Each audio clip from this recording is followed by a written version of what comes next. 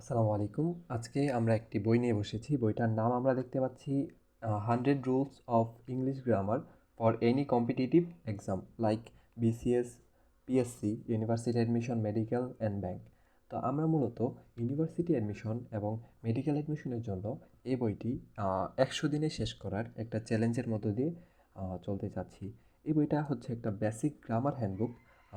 হচ্ছে লিখেছেন সিদ্দিক মহসিন পাটোয়ারি ভাইয়া। তো আচ্ছা, আমরা এই বইটি 100 দিনে 100টা ভিডিওর মাধ্যমে শেষ করার ট্রাই করব, যেটা হচ্ছে আমরা এই চ্যানেলেই একটা প্লেলিস্টের মাধ্যমে সাজিয়ে দেবো ইনশাল্লাহ।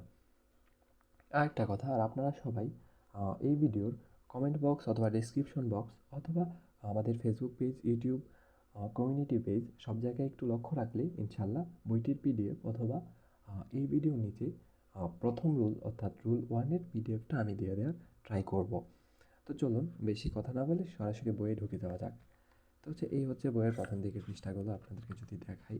তো বইটা আপনি কিনেও নিতে পারেন চাইলে, 150 টাকা দাম, বা ইডো বাংলা স্কুলে এখান থেকে কিছু একটা অংশ লভ্যাংশ ওরা পাবে, এটাও লেখা আছে এখানে।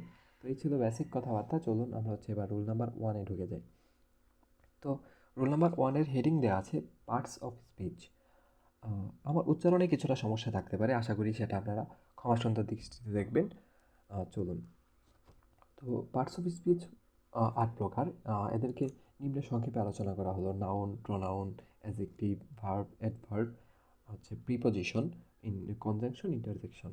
তো এই হচ্ছে ওভারঅল সামারি।